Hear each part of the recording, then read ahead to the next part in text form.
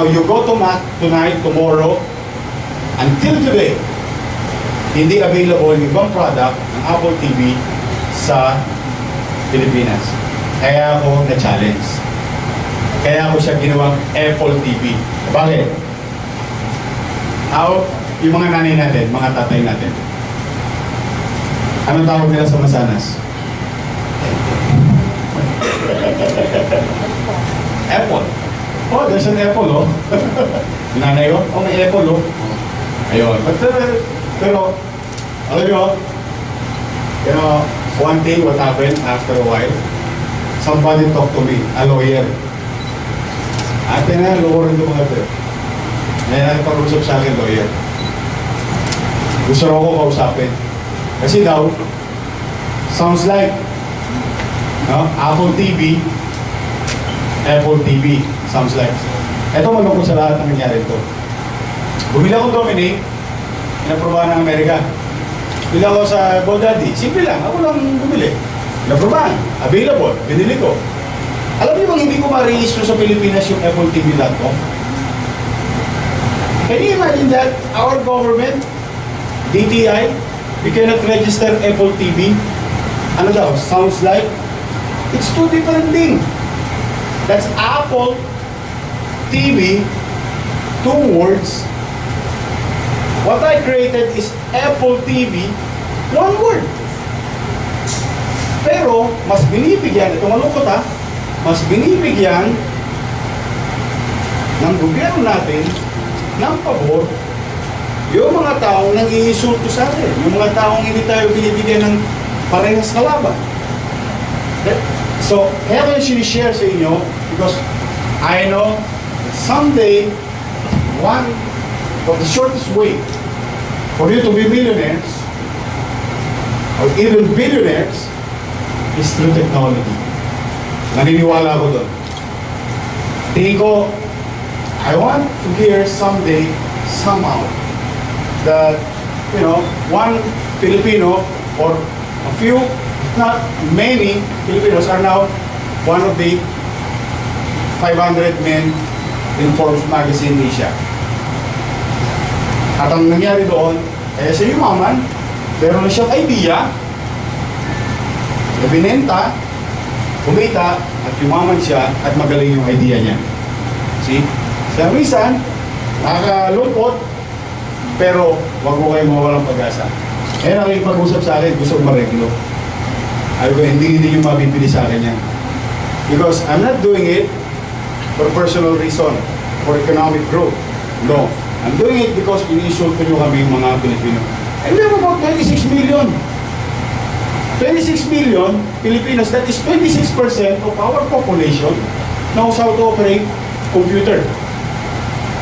It's a big market. It's a huge market already. But 10 years, 5 years, or 15 years ago, maybe not. But nowadays, diba?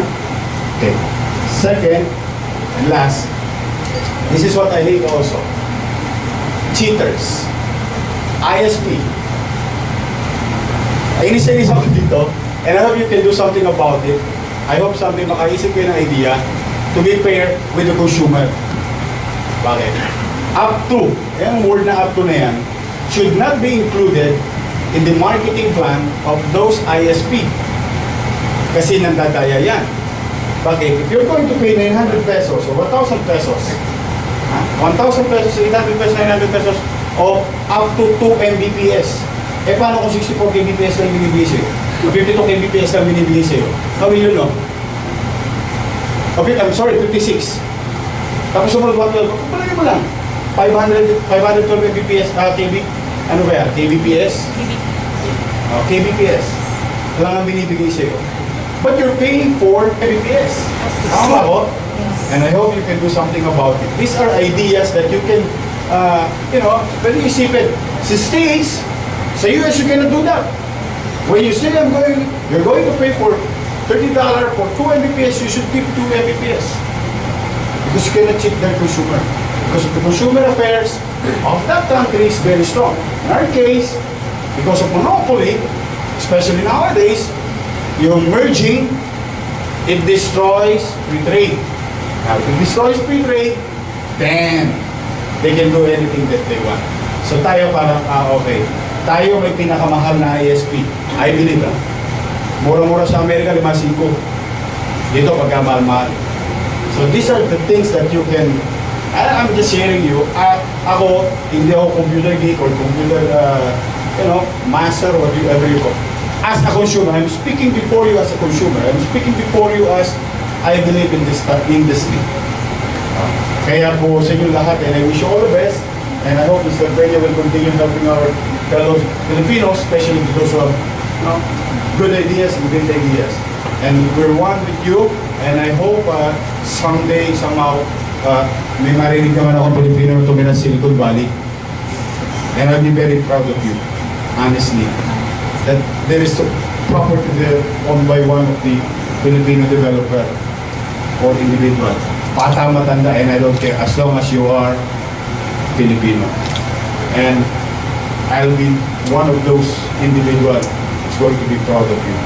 So good luck and thank you for your time, and I hope you get the idea that we in government also are,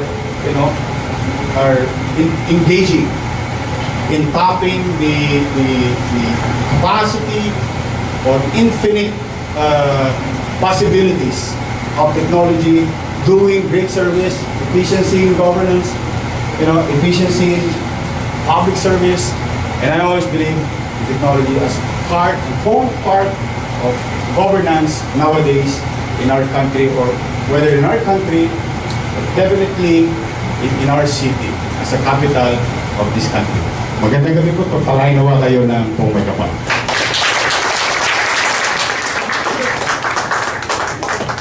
Thank you very much, Vice Mayor.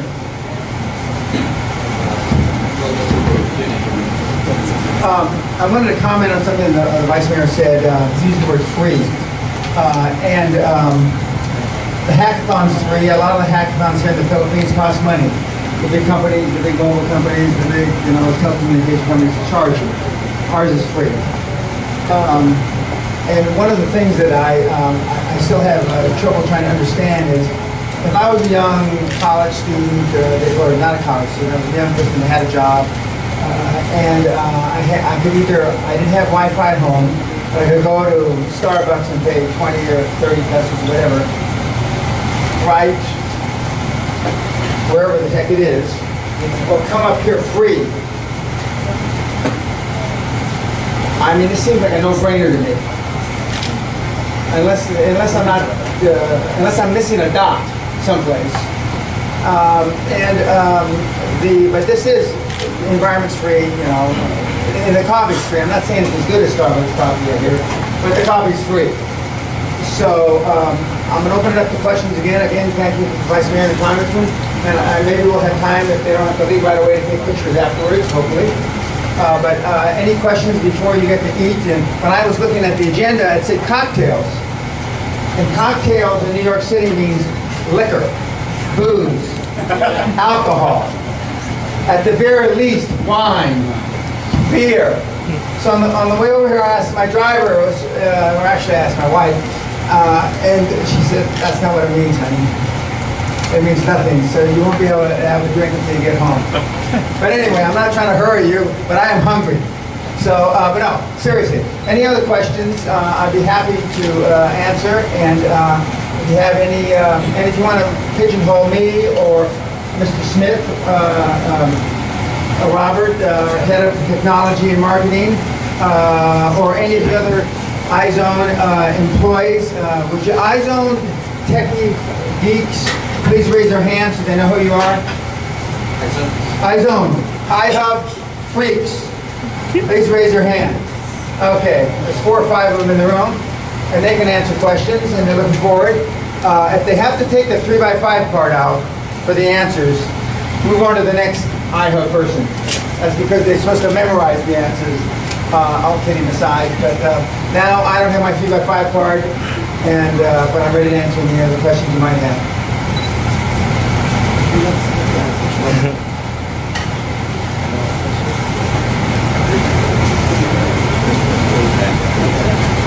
Thank you very much for coming.